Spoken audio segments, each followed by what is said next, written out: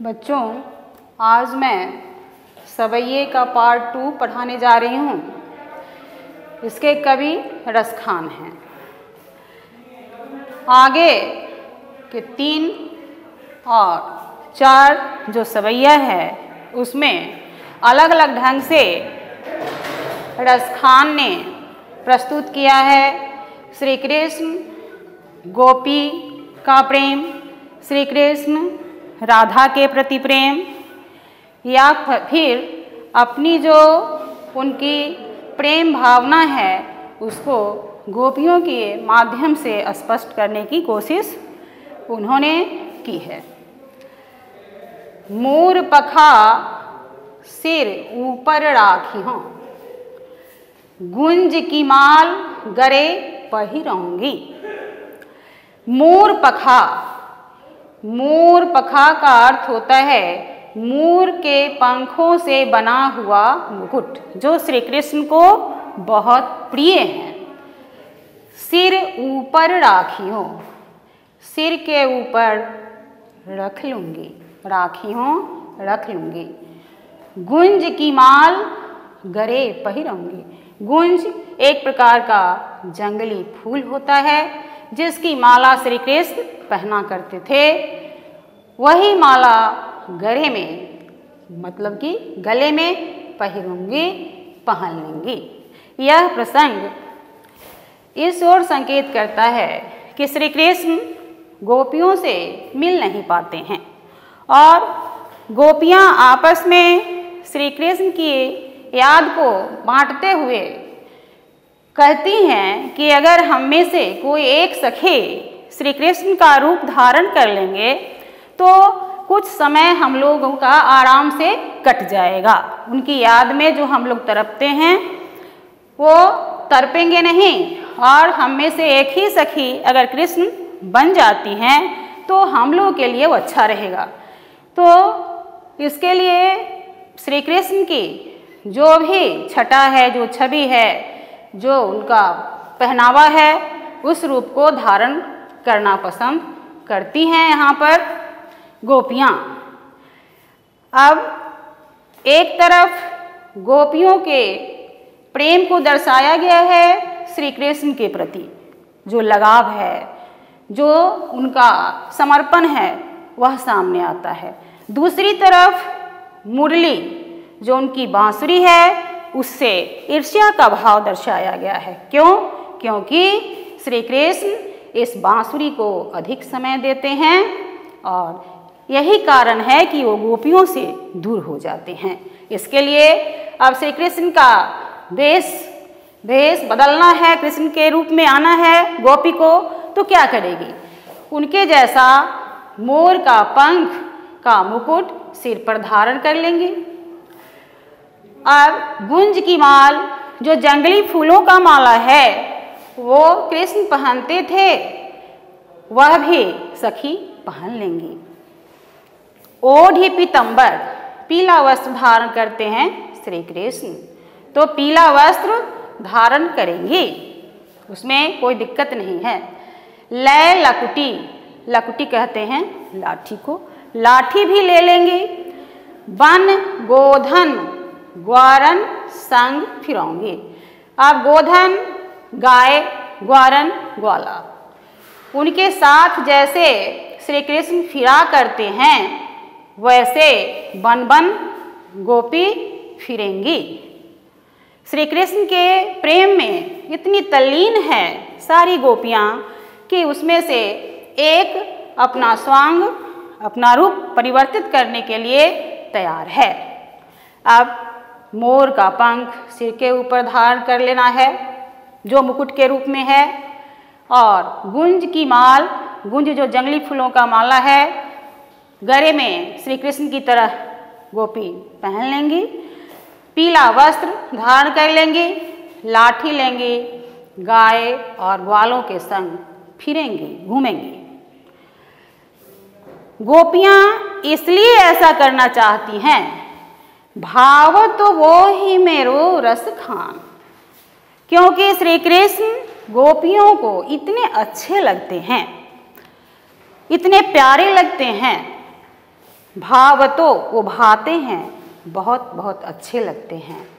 वही श्री कृष्ण मेरो रसखान। रसखान कवि कह रहे हैं कि गोपी इसलिए तैयार हो गई है ऐसा करने के लिए क्योंकि श्री कृष्ण उन्हें अधिक भाते हैं, अच्छे लगते हैं। तेरे कहे सब स्वांग करूँगी। है सखी, तुम्हारे कहने पर कोई भी रूप परिवर्तित हम कर सकते हैं जो श्री कृष्ण से मिलता जुलता हो। तेरे कहने पर सब स्वांग रूप परिवर्तित करना, श्री कृष्ण के रूप में आना करूँगी, ऐसा मैं करूँगी। या मुरली मुरलीधर की।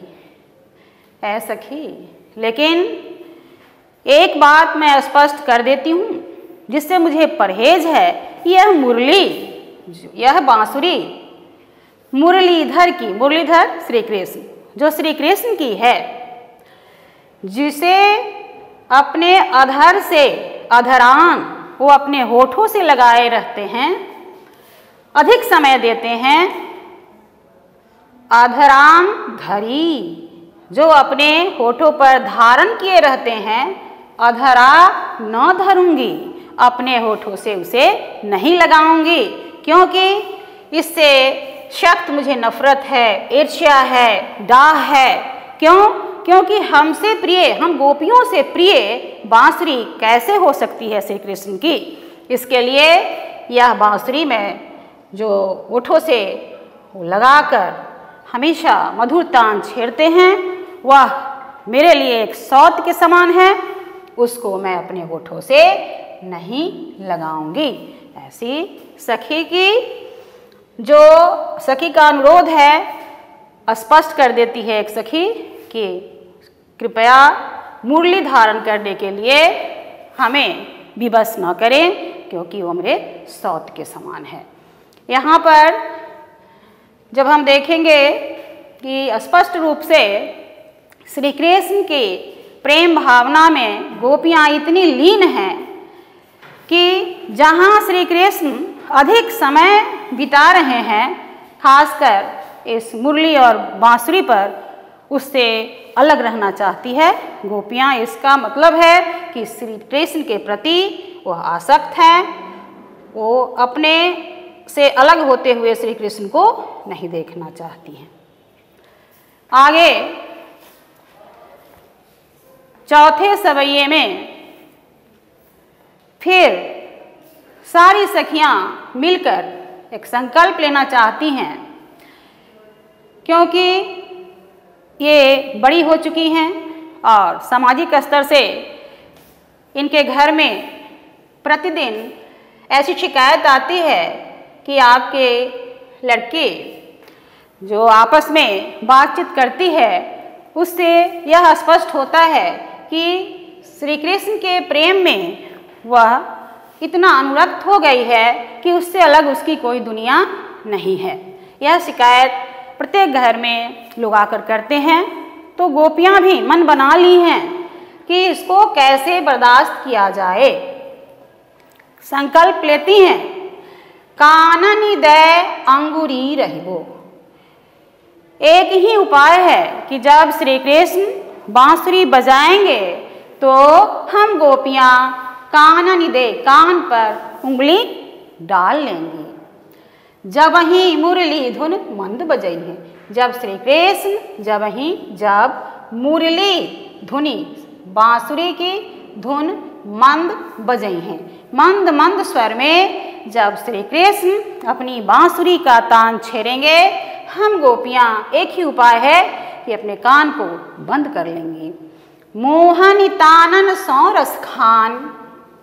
अब रसखान कभी कहते हैं कि वह गोपियाँ कहती हैं कि मोहनी तान, मन को मोह लेने वाली जो तान है बांसुरी की, श्री कृष्ण कहीं भी बजाएं उससे फर्क नहीं पड़ेगा। कब?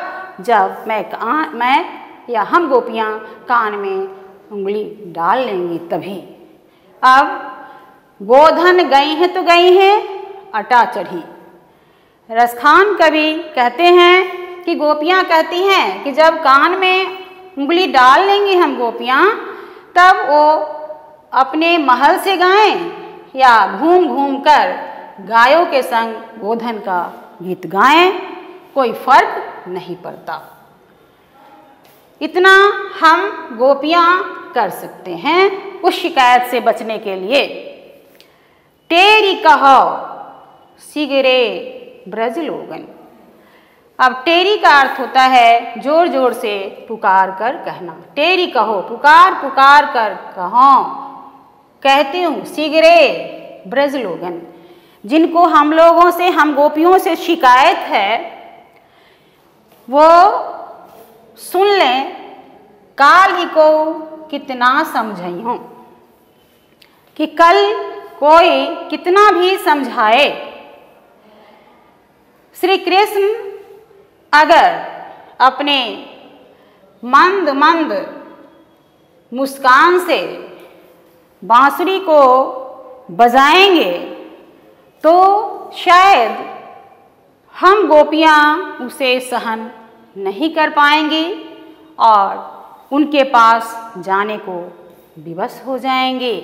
उनके जो मुरली की तान है वो कल के लिए यह संकेत दे रही है कि संयमित रहते हुए भी गोपियां कल अगर श्री कृष्ण इतना करने के बावजूद उन्हें दिखाई देते हैं तो मायरी, ऐ माँ, तुम्हें भी हम गोपियां समझाने की कोशिश करती हैं।